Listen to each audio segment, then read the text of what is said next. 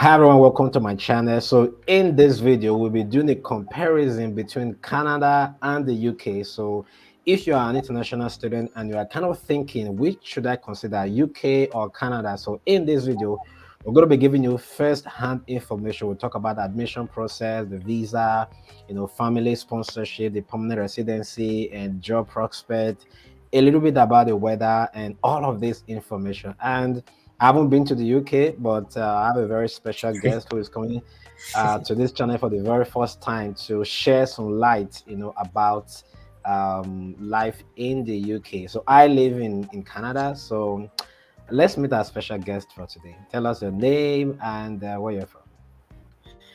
All right. Thank you very much, Peter. My name is Davison Essentially. I happen to be the younger brother to Mr. Peter Essentially, who is currently doing his PhD program at the University of Alberta, Canada. So currently, I'm an MSc student at the University of Bolton, studying cloud and network security.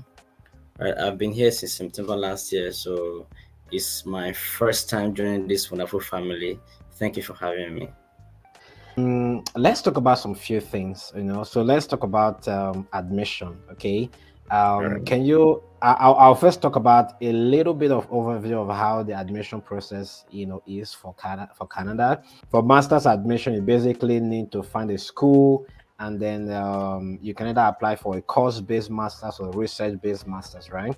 If it's a Yeah, research-based master's, you need to get a supervisor, and if it's a course absolutely. base, you can apply directly. Okay. And then you need your CV, your statement of purpose or SOP, you need your recommendation letters and your transcript and your certificate. Okay. Those are some of the things you need to apply for admission. And the admission requirement for masters is really tight. Most of the schools they require second class upper. Okay, so and if you're applying for colleges, they can accept second class lower. Okay, so let's talk about what's the process like for the UK. Yeah, in the UK, the process is pretty much the same. Just that here the most common route we have is the postgraduate thought. Most international students in the UK are under the postgraduate thought route. Just the same requirement in Canada. They are the same thing that we need here in the UK. But one major advantage in the UK is that most schools they accept second class lower, which is commonly referred to as 2-2 in Nigeria and other African nations. In the UK, your CV is required. Reference letter from your academic maybe lecturers or those who can make comments on your academic background. And sometimes they require reference from maybe your place of work, your first line Okay. support, your manager, or the HR of your organization. They also require a minimum of 6 years in English, WAEC, or NECO in Nigeria. And sometimes you may be required to present an English proficiency from your um, higher learning education, like institution for higher learning, Yeah. or maybe I certificate if you can present that. You But need your if you have a good English, you don't need to present the English test, right? no. If you have a B3 in English, you're covered. You're covered. That's You're covered. for so what we're talking about now in your high school, if you Yeah, do if your English is really good, then you don't yeah. have to do the English profession. It's kind of the Certificate. No. same. Well, in Canada, most of the times, once you even for undergrad application, some schools whether you have Thesis as well as you are from Nigeria, they will just exempt you, right? There are some other Yeah, schools they require a minimum of B3. That's for BSc application, all right? And then yeah, for masters, because you already have bachelor's degree, they don't really look at your WAEC, high school. So WAEC and NECO for those that are in West Africa, NECO is for Nigeria.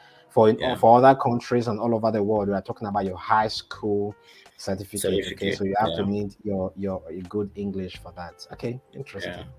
But in the UK, it's pretty much different. Like for those in West Africa and Nigeria, WAEC is a requirement. Okay, okay, absolutely. Yeah, And in Canada, there's also something interesting. There's a lot of colleges where you can do a diploma program. If you don't want to do a master's, okay, you can do a yeah. postgraduate diploma. You can do diploma programs. There's a lot. Do we have a lot of colleges in the UK? Yeah, we have colleges, but very few people apply for colleges. Honestly, very few Okay, people. Most international students here they apply to union directly, so university. we don't really Okay. have much applicants for colleges. Absolutely. Okay. Let's just quickly talk about the tuition. What's kind of the average range of tuition for masters in the UK? Okay, so far, based on my research since I've been here, the cheapest tuition currently is at the University of Hull. I think is £12,000 per year. Okay. And then yeah, that's just the minimum you can see. Then after that, you have the closest range is 13,000 to 13,005, or 13,000 to 15,000. That's the minimum you can see. That's Yeah. the minimum you can see. So for Canada, you can get something of $10,000. I think like University of Saskatchewan in some courses over there. University Right. of Northern British Columbia. There are some of those cheaper colleges, but majority of the base schools, you're talking about $20,000, $25,000. In fact, Same some here. MBA, yeah, some MBA. I mean, I've checked some schools in the UK. Some of their MBAs are even close to like 35,000 pounds. For Yeah. Uh, international students. in the UK, medical course, course are really really expensive. You can have maybe like 38,000, 40,000, 25,000, as the case may be. Except you Mm. have maybe a sub field in medical field, maybe like physiology or public health. So you can have maybe 18,000 or 20,000 depending on the school. Yeah. Another thing is if you want to go to school and finish like within 1 year, I think Yeah, you can actually win for that yeah, yeah, yeah, because yeah, they do. Yeah, because for Canada, your master's is 2 years. So I would say for admission in terms of timeline, I would yeah, say UK is winning for that, and then Canada is usually 2 years for their masters. Okay, let's move now from the visa from the admission now to just give a brief overview of the visa application process. So for Canada, yeah, immediately you get admission. If you're applying for colleges, they will tell you to pay a certain deposit. It can be 2,005, 500, 1,000, depends on the school. Some can even be up to like $5,000, right? Once you pay that, they will now yeah. give you the actual acceptance letter. It is that acceptance letter you go use to apply for visa. That is the only document that the university or the colleges provide for you. Then for the visa application, you have to show funds. It's not just putting money in the account. And for here, you have to print 4 to 6 months of bank statement, right? You need to show that you have the funds to Yeah. support your study, and this can even be somebody sponsoring you. And then if you have a scholarship, you can also add that as well. And then for medicals, you can do two options for medicals. Either you do upfront and then include the medicals in your Yeah. application, or you apply for the visa and then they will not call you to go do medicals, especially if they want to process your application. Then there are a lot of other forms that you can fill. Processing time depends on the country. On the average, I've seen 1 month, 2 months or 2 months plus. I think that's the highest I've seen, 2 months plus. So, how's that different from Canada? Sorry, from the UK. How much involvement do you get from the school in terms of visa application? Okay. I think this part is the most important part, in the Absolutely. We can spend UK. more time on this. We can spend more Yeah, time yeah, on this yeah. There's because no worries about that. this is the crux of the matter. Yeah. All right. In the UK, after once you've been offered a place in the uni, you have to secure the place. That is the offer you've been given. You have to secure the place by making a deposit of your tuition. You know, So it's compulsory for Yeah, almost it's every school, compulsory right? because they Yeah. will tell you that it's a first come first serve basis. If you don't pay your deposit on time, your offer may be withdrawn from you. You know. So what they So do is, most schools in Canada for masters don't even ask for deposit. So oh, if you don't want to pay deposit, this particular one, Canada is taking the lead. no, no, no. In this case, in the UK, you must pay a deposit to secure your Okay, place. To secure okay, your okay, offer, you must pay a deposit. So okay, after making the deposit, once you've received your deposit payment, there's a document called confirmation of acceptance for studies, commonly referred to as CAS in the UK. okay. So once you have received before you can even receive your CAS, they will ask for some documentation from you. Maybe in some schools like the University of Bolton will ask for your TB certificate, and then they ask for your That's the financial medicals, right? medicals, yeah. So the only medicals required in the UK is just tuberculosis, you know. Then they will ask for your financial document. Your financial document basically is just your statement of account, you know. And the statement of account has to entails the balance of your tuition fee and your living expenses for Okay. one full calendar year, right? So once you have that in place, it must have spent minimum of 28 days in your account, you know, before you print the statement and then present it to the school. Once the school have assessed you and they observe that okay, in terms of but in some schools, they may call you for precast interview. You Okay. know, is there anything like that in Canada? Well, they hardly do. Some schools do interviews, but it's All rare. right. This is during the admission process. Okay, Okay. maybe they Yeah. are trying to, especially some programs do interviews, but majority of them don't do interviews. Okay. So yeah, but after they've given you admission, they don't do any further interview. Then Okay. for research based masters, you may have to do an interview with a professor Yeah. before the professor assess you and then I'm give you approval to go to apply for the admission. Yeah. Yeah. Okay, so in the UK, you need to present those documents that I've mentioned for your cars, maybe your TB, your financial document. Once they've assessed you, they will give you a document called CAS. So this is a Okay. document which, once from the day your CAS was approved or was issued to you, you have 6 months before Okay. it will expire. So within that 6 months, you have to use to apply for your visa, right? So during this, once that has been issued to you, you walk straight to the nearest visa application center, depending on your country, you know, Yeah. then you apply for your visa. And during visa application, you need the CAS document and the document which you use in obtaining your CAS letter.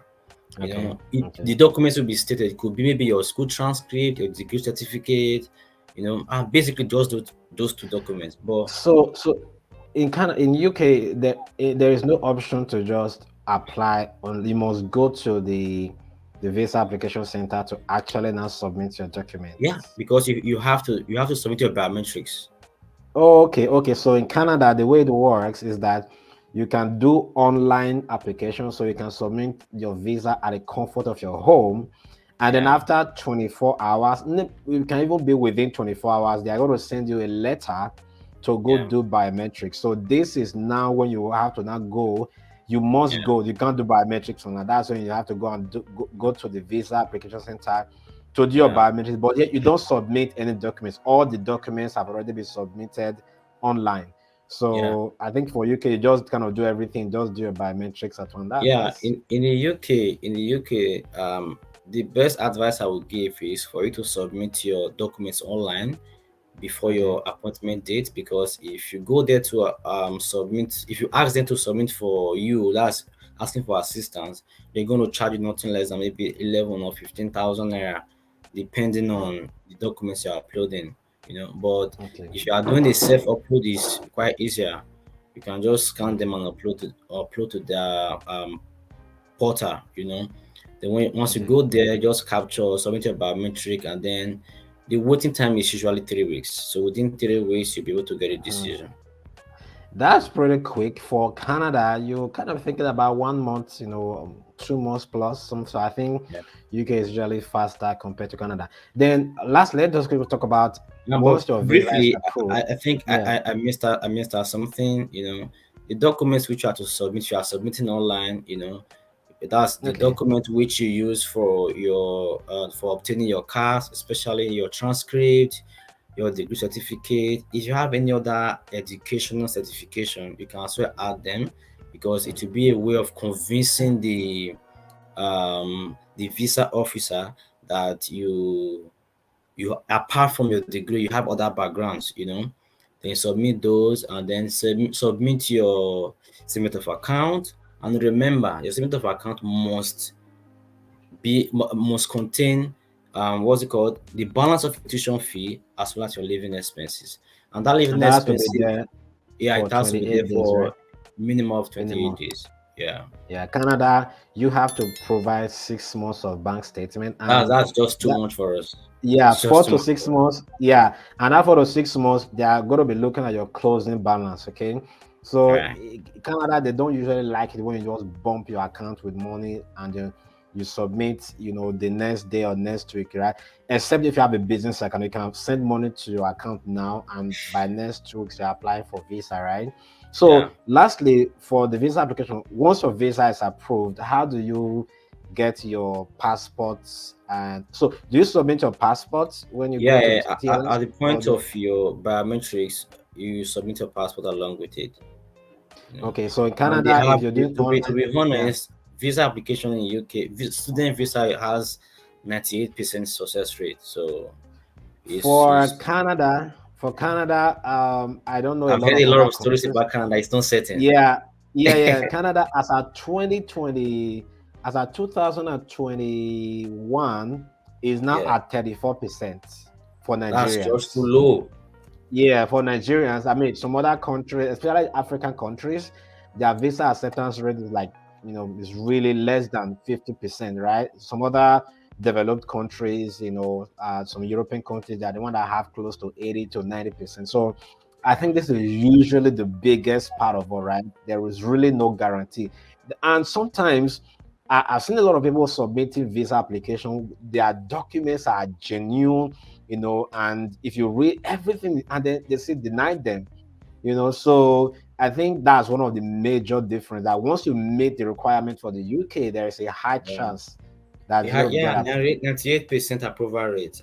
I Yeah, guarantee of it. Canada, yeah, Canada is not, as I would say, 35%, depends on where you apply from, or for Yeah, 35 to 40%.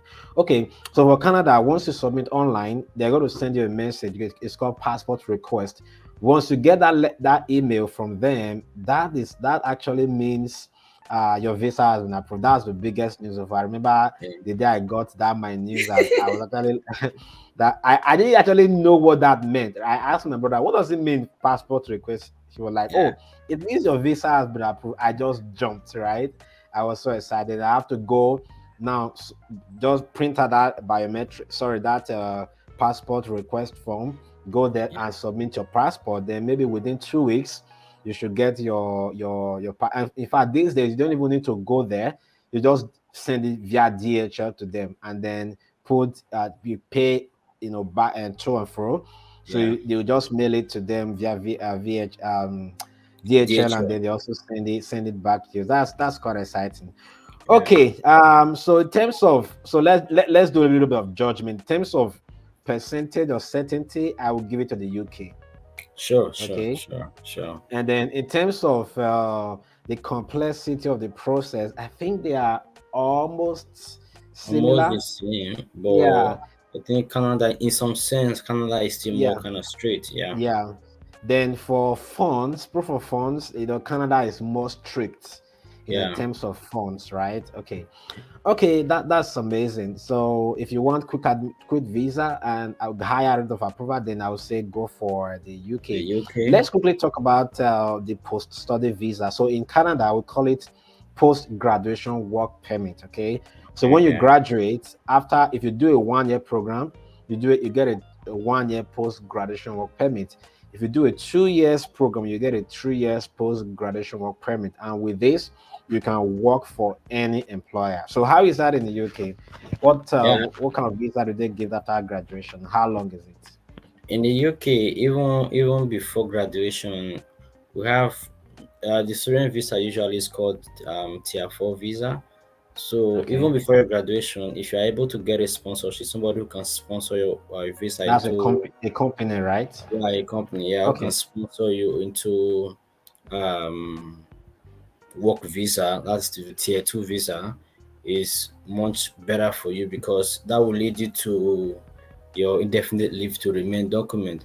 But if you're unable to get any sponsorship, right, you are eligible to have a 2 years post study document. And with this document, you're able to work in any place and you have unlimited number of hours to work. But while you're on the student visa, you are restricted to 20 hours work yeah, weekly. same. So Yeah. yeah, for Canada, it's still same, 20 hours per week.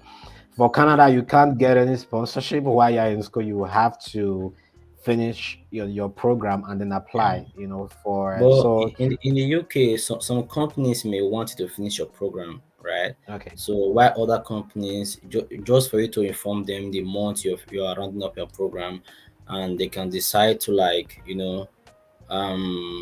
suspend your offer until you're done Okay. with your program. So when you're done with your program, they give you your offer, and then you start working with them. The only thing Canada can do is if you are like a month before graduation and you get a job, you can tell them you are graduating next month. Then they Next can month, also, yeah, they can also kind of keep your job, and then yeah, immediately you graduate, you apply for the work permit, and then you start working, right? So yeah, okay, that's amazing. And then from the tier 2 visa in Canada, once you finish your program and you work for 1 year in a skilled job, you yeah, can get your permanent residency. Okay, after that yeah, 1 year, so which means 2 years after graduation, so a lot of people are able to get their permanent residency. How is that yeah. in the UK? But in the UK is a lot different, because Okay, in the UK, if you are under postgraduate visa, that usually lasts for 2 years, it doesn't even count. You know, wow, your wow. 1 year while you are studying doesn't count. Your 2 years doesn't count. So that's 3 years already. So until Hmm. you're able to get a sponsorship, like a company that can sponsor us, in the UK, it's called COS, certificate of sponsorship. Just where you have cash for your studies, then for job you have certificate of sponsorship. you know so that will usually last for 5 years. So after 5 years, you will Okay, not be eligible to apply for indefinite leave to remain. That's what we call it okay, here. In wow, Canada it's called permanent residency, PR, yeah, but yeah. here it's called indefinite leave to remain. Yeah. So if you're looking for a way to get a quick permanent residency after graduation, I think we'll give it up for Canada. Yeah, Canada is with actually, yeah, we'll Canada give it up wins in for that Canada. respect. Yeah, yeah, Yeah, we'll give it up for Canada. And in terms of the length of the post-study visa, if you do a 2 years program, if you do a master's, mostly 2 years, you get 3 years, right? So UK, yeah. 1 year equals to 2 years, right? But in the UK, if you do a PhD program, you have 3 years post study. Oh, 3 years. You Okay. have Yeah. 3 years. In Canada, PhD is also 3 years of work permits. Okay. Okay. And so in we didn't mention this during the visa application. In Canada, when you're applying for your visa, you don't pay anything health insurance while applying for your Okay. visa. Yeah, we really So skip I know that in the that's UK. different from, yeah, that's different, right? Yeah, So all you have to pay is visa fee about $450, and then the health insurance. Usually, if you are doing a 1 year program, you have to pay the one for 1 year. But if you are doing a 2 years program, you have to pay 2 years. It's about $850 minimum per year. That's okay. usually called So IHS in this place. Yeah. yeah. So the visa application fee in Canada is actually visa fee plus biometrics is $235 only. Only. Okay.